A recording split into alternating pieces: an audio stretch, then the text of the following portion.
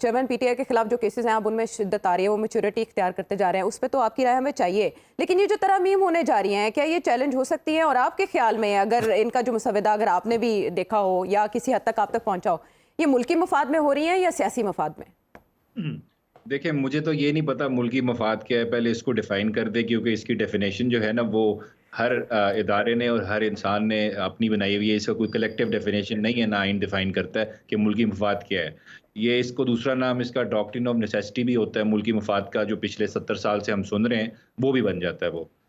देखें, मुझे ये इस चीज़ से कंसर्न नहीं है इकॉनमी किसने ठीक करनी है, मुझे इस चीज़ से कंसर्न है इस मुल्क में जो हुकूमत बननी है वो थ्रू इलेक्शन बननी है। केयर टेकर गवर्नमेंट का जो मैंडेट होता है सिर्फ़ 3 महीने का होता है और उसमें उसने सिर्फ़ से मेजर ऑर्डिनरी डिसीजंस लेने होते हैं।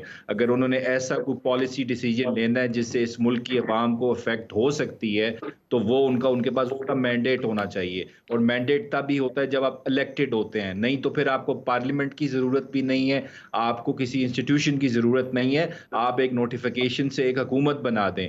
दिस अमाउंट्स टू अगर आपने इसको बढ़ाया सिविलियन मार्शल लॉ और आपका आइन मुअत्तल होगा। अगर आपने आइन पे कॉम्प्रोमाइज़ करना शुरू कर दिया, इस तरह की रवायात सेट कर दी, ऐसे प्रेसिडेंट्स आपने रख दिए, तो इस मुल्क का अगले 10 से 15 साल में इससे बुरा हाल होगा, अगर आपने आइन को जो है वो उस पे कॉम्प्रोमाइज़ किया। देखें, ये आप बहुत गलत एग्ज़ाम्पल सेट कर रहे हैं कि आप केयर टेकर गवर्नमेंट को पावर्स दे रहे हैं, एक इलेक्टेड प्राइम मिनिस्टर वाली, एक केयर टेकर प्राइम मिनिस्टर को। ये नहीं होना चाहिए, ये दुनिया में कहीं नहीं होता। ये सिर्फ़ इस मुल्क में तजर्बे होते हैं आइन के साथ, जिसको हम भुगतते हैं, फिर अगले 10 से 15 साल इसके रिपरकशंस चलते रहते हैं। देखें, जिसका जो काम है वो करे, जो आइन में हम्म। लिखा हर चीज़ की गाइडेंस आपको देता है। इस वजह से ये तजर्बा अगर करने लगे हैं कि जी वो मेजर पॉलिसी डिसीजंस ले सकते हैं, तो मेरे ख्याल से मुल्क की अवाम के साथ भी ज़ुल्म है, इसके आइन के साथ भी ज़ुल्म है और जिसका हम खमियाज़ा ज़रूर भुगतेंगे, अभी नहीं भुगतेंगे तो 10 साल बाद ज़रूर भुगतेंगे। और व्हाट अबाउट केसेस? ये तजिया तो एक दरबंदाना दिया जा सकता है, व्हाट अबाउट केसेस? कौन सा केस ऐसा है जिसको फोकस्ड इस वक्त रखा जाना चाहिए? तो अगर कंक्लूजन की तरफ उसमें काफ़ी प्रोसीजरल इरेगुलरिटीज़ तो हैं।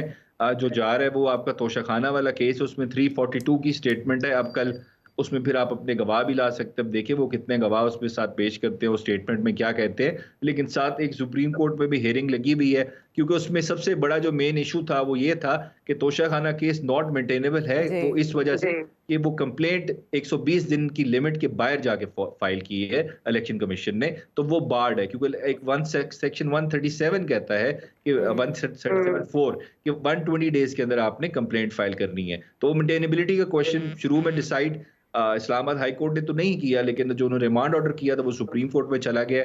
तो वो डिपेंड करेगा उस पे अब सुप्रीम कोर्ट क्या प्रोसीडिंग्स करती है सुबह।